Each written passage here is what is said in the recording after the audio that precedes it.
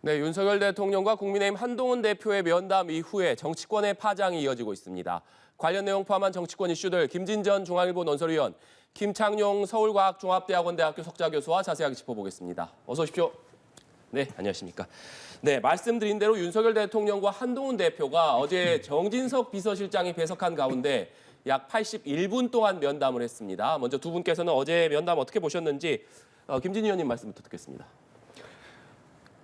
상당히 우호적인 분위기는 전혀 없고 냉담하고 싸늘하고 용산이 윤석열 대통령이 아주 고의로 이 여러 가지를 계획한 한동훈 대표가 부산 선거 승리 이후에 세 가지 요구사항을 내걸면서 윤석열 대통령을 사실상 압박했지 않습니까? 네. 그 압박에 대한 윤석열 대통령의 아주 고의적인 반격이다. 따뜻한 분위기를 전혀 만들지 마라. 독대를 요청을 했지만 정진석 비서실장을 배석시켰고, 두 번째는 영국 외교장관과의 면담 등의 핑계를 대면서 25분이나 늦게 나오면서 여당 대표를 바깥에서 기다리게 만들었습니다. 그러니까 세 번째는 좌석 배치가, 그러니까 이 원탁 테이블, 과거에 김영삼 대통령과 노태우 대통령과 김영삼 대표, 박근혜 대통령과 김무성 대표가 면담할 때는 원형 테이블이었거든요. 원형 테이블로 하면 상당히 대등한 관계로 이렇게 비춰질 수가 있는데, 일부러 일자 테이블로 해서 정진석 비서실장하고 한동훈 대표 나란히 앉혀놓고 공개된 사진을 보면 마치 선생님이 제자를 훈계하는 듯한 그런 것이었고, 그리고 네 번째는 만찬으로 이어지는 스케줄을 일부러 만들질 않았어요. 그리고 노골적으로 한동훈 대표를 만찬 없이 보낸 다음에 추경호 원내대표를 포함한 국민의힘 중진들과 만찬을 가졌습니다. 이것은 공개적인 한동훈 대표에 대한 왕따고, 일부러 일종의 카운터 펀치를 매긴 것이다. 내용으로 봤을 때도 세 가지 요구사항에 대해서 흔쾌히 동의하거나 이런 것 없이 딱 한 가지, 김건희 여사의 대외 활동이 대폭 축소될 것이라는 것을 암시를 했는데, 그것도 김건희 여사 자체가 힘들어하기 때문에 축소될 수밖에 없다. 지켜봐달라. 이런 식으로 했기 때문에 내용이나 형식으로 봐서 어쨌거나 갈등이 전혀 해소되지 않고 갈등이 악화될 것이며, 김건희 여사 특검법이 통과될 가능성도 높아지고 있다. 결론적으로 말씀드리면 이혼하기 직전의 부부 모습이었다. 이렇게 판단합니다. 네, 전반적으로 좀 의미를 짚어주셨는데 김창룡 교수님의 총평도 들어보겠습니다. 예, 대부분의 언론이 비슷하게 보는 것 같은데요. 이 예상대로 빈손 회담이라 이렇게 평가를 했는데, 제가 볼 때는 마이너스 회담이 아니었던가. 왜냐하면 얻은 것은 없고 잃은 것은 많았습니다. 우선 당정 수직 관계는 변함없다는 것을 확인시켜줬고, 또 한 대표 3대 요구를 이런 자에 다 거절을 해버렸습니다. 말하자면 당대표의 위상을 이렇게 추락을 시켜버렸고, 회담의 형식과 내용에 있어서도 모두 한 대표를 철저히 무시하는 전략으로 짜졌고, 이 옛날 카노사의 굴욕이라는 것이 있습니다. 황제가 교황에게 대들었다가 카노사에서 3일간 눈밭에서 서 있었던 그 카노사의 굴욕을 연상시키게 할 만큼 한 대표를 바깥에서 30분간 기다리게 하고, 그리고 또 마치 공개된 사진을 보면 이 선생님에게 혼나는 그런 모습에 이해할 수 없는 그런 회담 사진을 공개하는 이런 모습들이 우연이 아니라 철저하게 계산된 그런 모습이어서, 앞으로 한 대표가 이런 식으로 대표를 계속할 수 있을지 의문이 들 정도로 이번 회담은 빈손 회담이 아니라 마이너스 회담으로 정말 당의 위상을 추락시키는, 당 대표까지 추락시키는 그런 회담이었다. 저는 이렇게 봅니다. 네. 두 분의 전반적인 총평을 좀 들어봤고 하나씩 구체적으로 좀 내용을 짚어보겠습니다. 먼저 윤석열 대통령이 어제 면담에서 어떤 얘기를 했는지가 오늘 알려졌습니다. 구체적으로 하나씩 짚어보면 한동훈 대표가 얘기한 3대 요구안에 대한 윤석열 대통령의 입장이 전해졌습니다. 먼저 대통령실의 인적 쇄신 요구에 대해서 윤석열 대통령은 누가 어떤 잘못을 했는지 구체적으로 전달을 해달라, 내용을 보고 판단하겠다라고 얘기를 했고, 김건희 여사의 대외 활동 중단 요구에 대해서는 이미 집사람이 많이 힘들어하고 있다. 꼭 필요한 공식 행사가 아니면 이미 많이 자제하고 있다. 지켜보면 알게 될 것이라고 말하는 것으로 전해졌습니다. 또 의혹 규명 협조 건의에 대해서는 막연하게 얘기하지 말고 구체화해달라. 단순히 의혹 제기만으로 되는가? 문제가 있으면 수사받고 조치하면 되는 것이다. 라고 반응했다고 전해지고 있습니다. 그러니까 어제는 윤석열 대통령의 반응이 좀 알려지지 않았습니다만 한동훈 대표가 얘기한 3대 요구 조건에 대해서 윤석열 대통령의 반응이 이렇게 알려졌는데 김진희 의원님께서는 어떻게 들으셨습니까? 의견이 접근한 것은 대외 활동 부분이죠. 한동훈 대표는 대외 활동 중단을 요구했지만 윤석열 대통령은 자발적인 대폭 축소 이렇게 했으니까 상당히 그것은 이제 근접한 것으로 보여지고, 첫 번째와 세 번째 요구사항에 대한 윤석열 대통령의 대응이 저는 논리적으로 맞다고 봅니다. 1번, 인적 쇄신. 아니, 김건희 여사와 가깝다는 이유로 그 사람을 자르라고 하는 것은 말이 안 된다. 구체적으로 그 사람이 무슨 잘못을 했는지를 가지고 오면 내용을 봐서 판단하겠다라고 하는 윤석열 대통령의 논리가 맞다. 세 번째, 의혹에 관한 진상규명, 이 절차, 적극 협조, 이것은 이미 창원지검에서 공천 개입 의혹에 관한 수사가 진행이 되고 있지 않습니까? 윤 대통령이 이미 수사를 하고 있지 않느라고 얘기한 것은 맞는 얘기고, 나머지 의혹 부분에 관해서도 구체적으로 문제를 제기해 달라. 네. 그런 것들은 대통령의 논리가 저는 맞다고 보고, 한동훈 대표가 김건희 여사 라인에 대해서 구체적인 인물을 거명까지 한 걸로 알려지고 있지만 그 인물들이 구체적으로 무엇을 잘못했는지는 한동훈 대표가 제시하지 못했어요. 때문에 1번과 3번에서는 제가 판단할 때는 논리적으로 한동훈 대표가 윤석열 대통령을 뚫지 못했다. 다만 대외 활동 부분에서는 이제 결과가 대폭 축소로 나올 것이다. 이렇게 판단합니다. 네. 김창룡 교수님께서는 한동훈 대표의 3대 요구안에 대한 윤석열 대통령의 반응 어떻게 들으셨습니까? 사실상 한동훈 대표의 세 가지 요구 조건은 이미 회담을 열기 전에 전달이 됐고 그것에 대한 대통령실의 입장도 나왔습니다. 그래서 여기에 대해서 특별하게 새롭게 얻을 것은 없다, 이런 얘기가 나왔는데, 사실상 대외 활동 자제가 아니라 대외 활동 아예 중단시키라, 이런 요구를 했는데 그것에 대한 해명이 대통령은 사실 스스로 이미 자제하고 있기 때문에 그럴 필요가 없다, 이런 해명을 했는데요. 네. 그런 정도가 아니라 자제가 아니라 중단을 시키라는 강력한 요구였는데 그런 데 대한 답변이 제대로 되지 못했고, 그리고 그 대통령실의 김건희 여사 라인을 정리해달라는, 그건 대통령의 고유 권한이기 때문에 사실상 어렵다는 그런 이야기를 했는데, 저는 대통령의 고유 권한이란 것이 대통령이 마음대로 할 수 있는 것이 아니라 그것은 국민으로부터 부여받은 권한이기 때문에 국민의 눈높이에서 이루어져야 된다는 한동훈 대표의 요구 조건은 저는 들어주는 흉내라도 냈으면 좋았을 텐데 그것조차 하지 못했다. 그래서 저는 집권당의 당대표의 이런 국민 눈높이에서 요구 조건을 이런 식으로 하나하나 반박하면서 다 들어주지 않아서 저는 당대표의 위상이 상당히 실추되고 앞으로 이 집권당의 당대표로서 어떤 식으로 당정 관계를 유지할 수 있을까 상당히 의문이 드는 그런 회담이었습니다. 네. 윤석열 대통령이 정치 브로커의 명태균 씨와의 관계도 밝힌 것으로 알려졌습니다.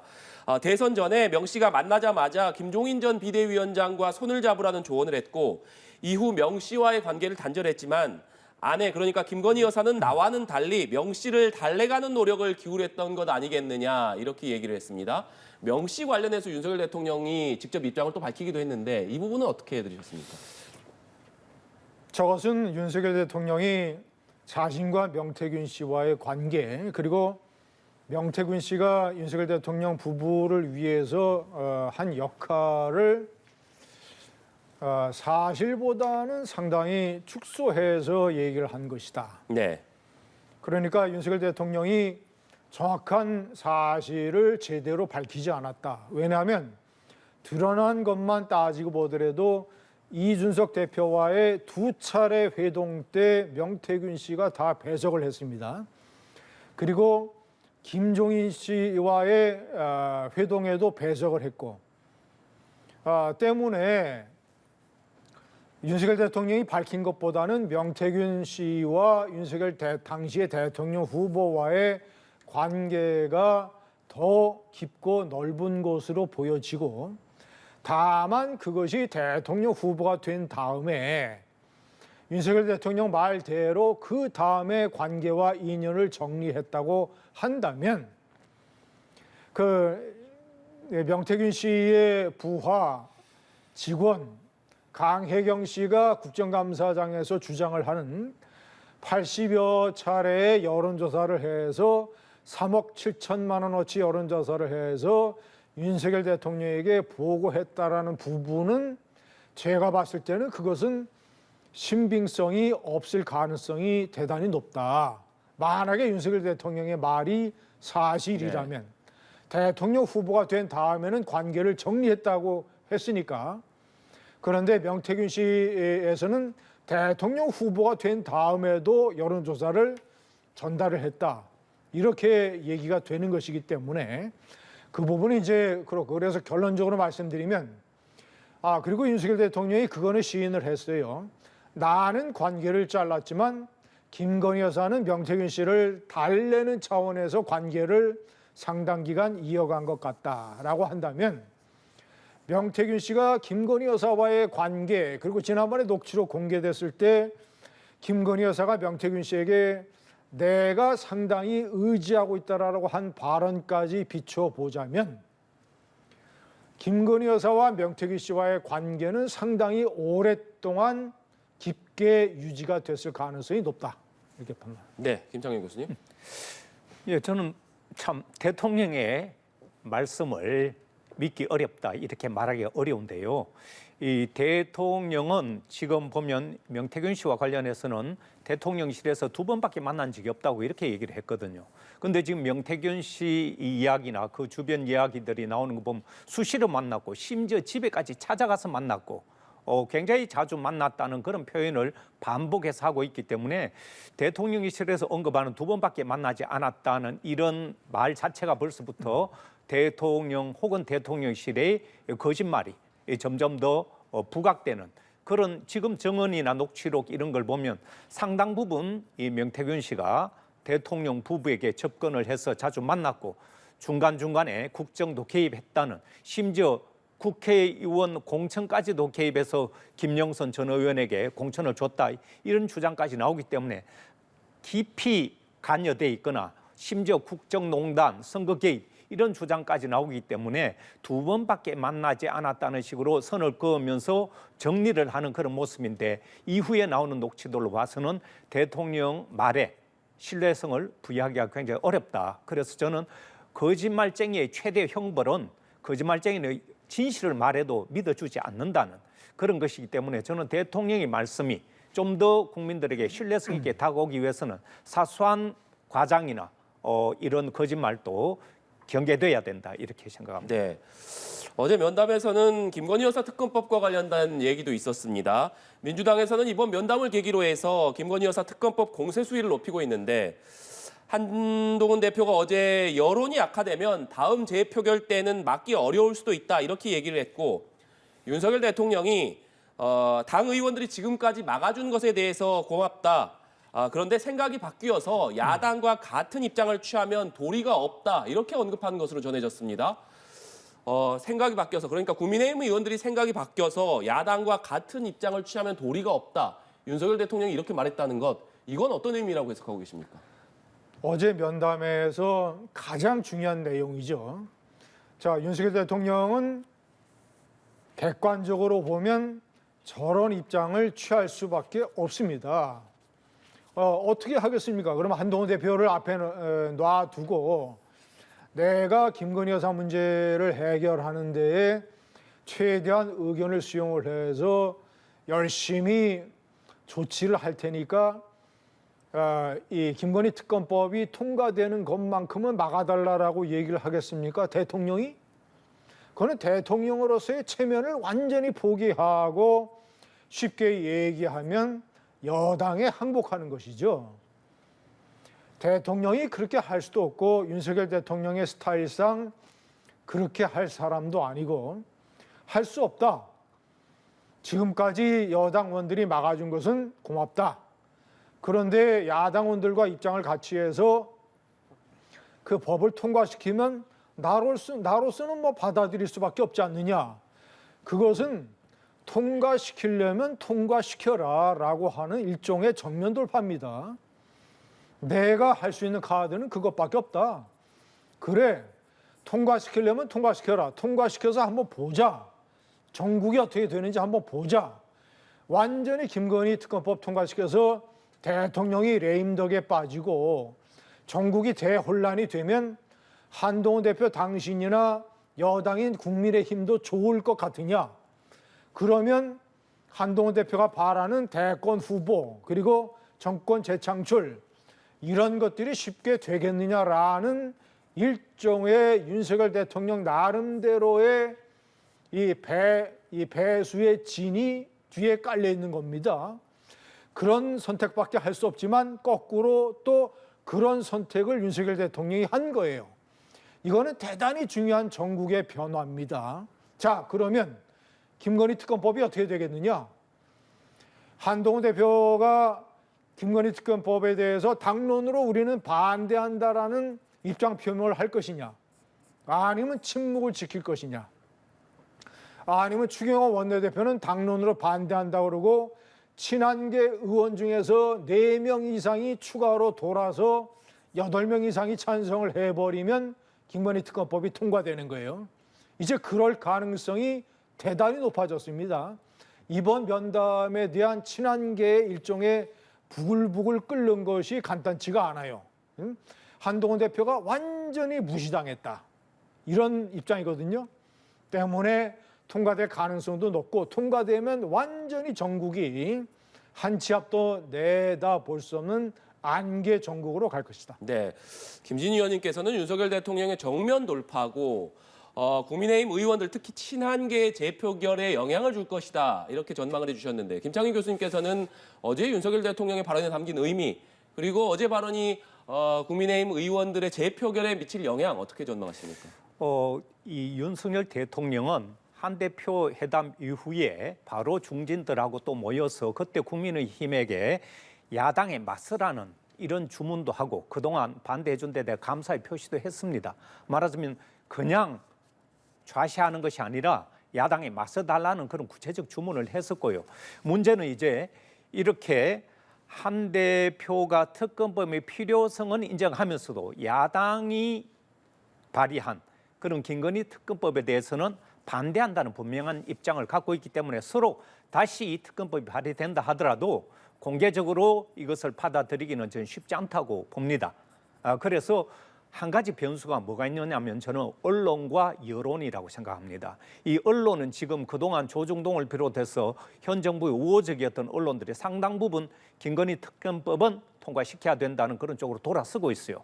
말하자면 여기에 여론이 어느 정도 국민의힘 의원들을 압박을 해서 이 특검법을 통과시키도록 압박을 하느냐 이것만이 변수가 될 것이다. 그렇지 않고는 현재 이 국민의힘 의원들 그리고 그 정서로는 다시 올라와도 이 한동훈을 지지하는 의원들이 있다 하더라도 야당이 발의된 특검법을 통과시키기는 쉽지 않을 것이다 이렇게 봅니다. 네.